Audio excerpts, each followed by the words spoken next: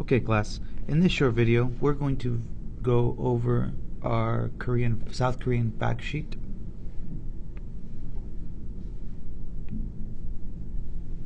Alright, the first thing we're going to discuss is talk about the South Korean flag.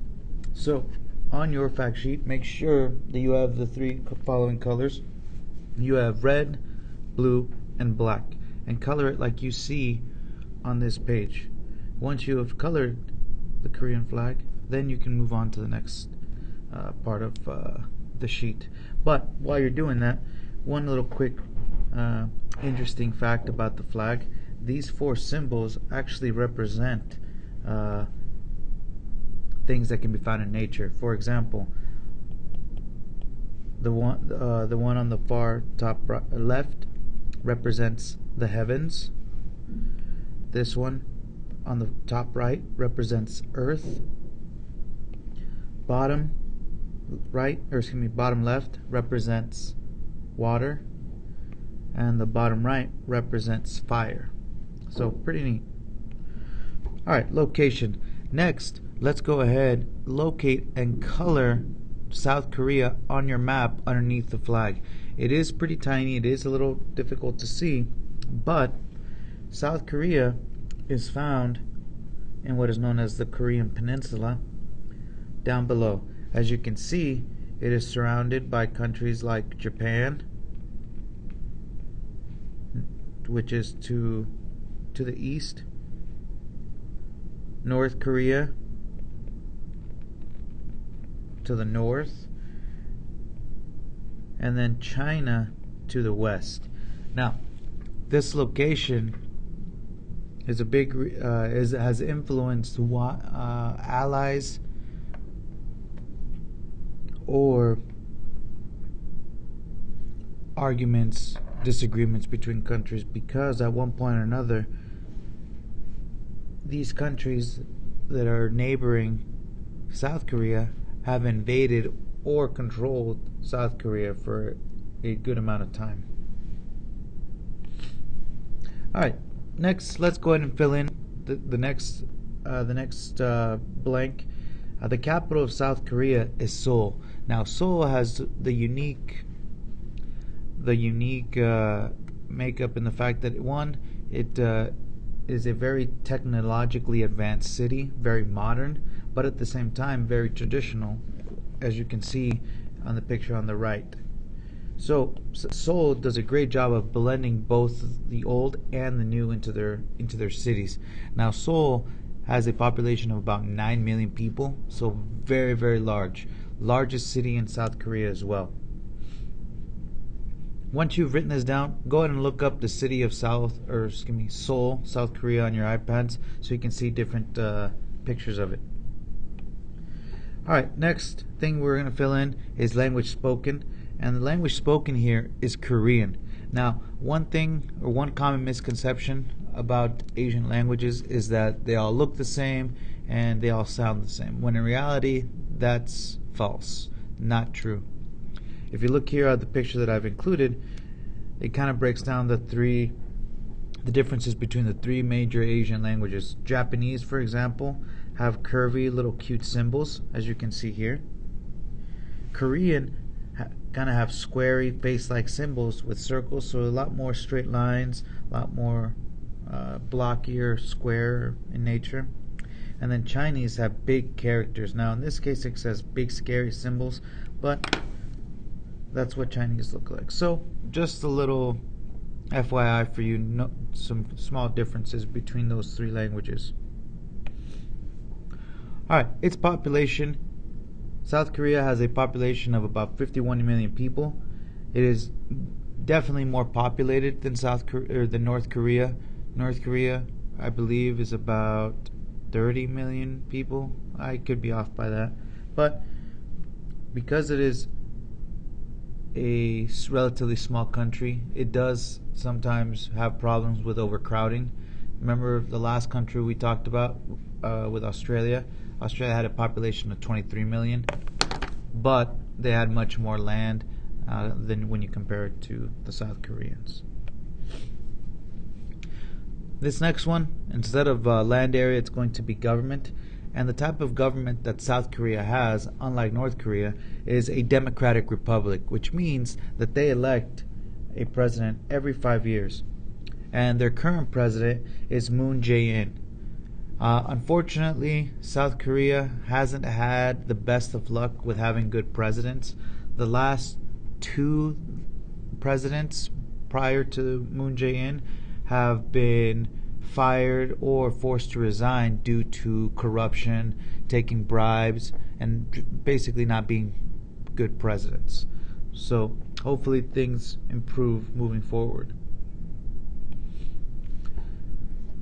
South Korea may, unlike Australia or some of these other places that we've talked about, the two main religions that can be found in South Korea are Buddhism and Christianity.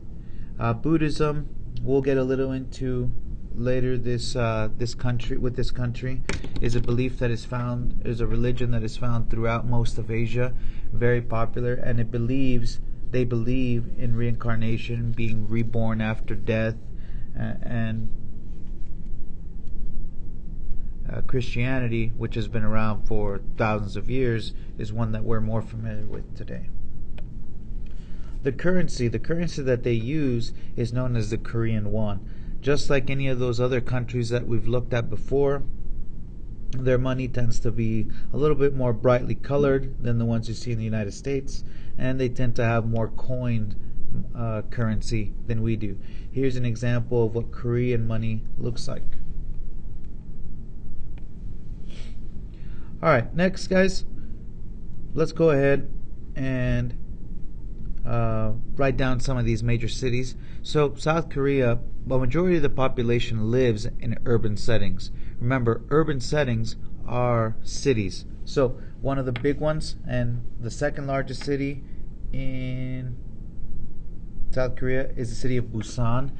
This is found in southern South Korea. It is a very popular tourist destination due to the sandy beaches, the warm weather, and it is also a very important city because it's found on the coast. It is very important for trade. Another city is Daegu, and I do apologize for mispronouncing these words. Another one is Incheon, and then Daejeon. And I believe there are 9 to 10 cities that have over 1 million people living with them, but we kept it short. Now, South Korea is a wondrous country filled with beauty and wonder and a lot of different things that you wouldn't see in the United States. One of those first attractions is Gyeongbokgung Palace, which is a major temple that you can walk in, very traditional style. This is when you think of Asian architecture, this is what people first think of based on the roof style and the colors.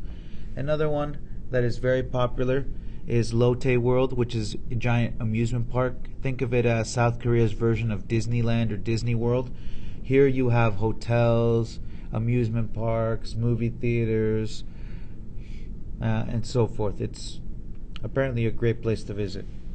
Next, you have a major attraction that happens every year is the Boryong Mud Festival, where people basically come once a year to roll around in the mud because they feel that it gives kind of rejuvenating. The mud has rejuvenating properties, makes your skin better, makes you feel younger, and that's a belief that they have. Hwaseong Palace, is found also in South Korea. Very popular. Next one is the demilitarized zone, which we've talked about yesterday when we talked about vocabulary terms. Namdaemun is a temple, and then Jeju Island, where a lot of people like to visit, especially since it's in southern South Korea, where temperatures tend to be a lot warmer, kind of a tropical-like climate. So before we move on, take a moment and let's take a look at all of these places before we move on.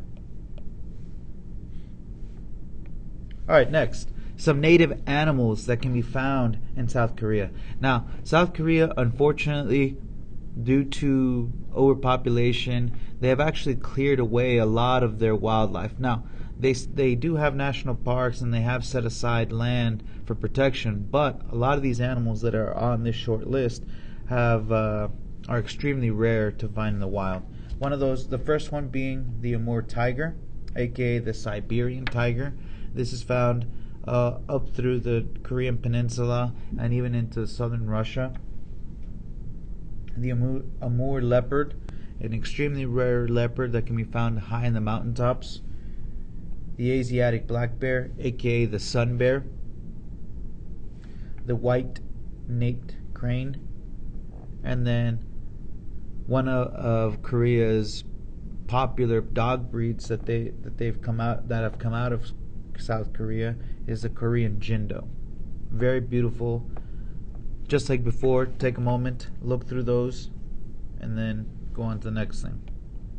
Alright guys, South Korea, just like Japan and a lot of other Asian countries, has a lot of traditional sports that originated with them and then spread out to the rest of the world.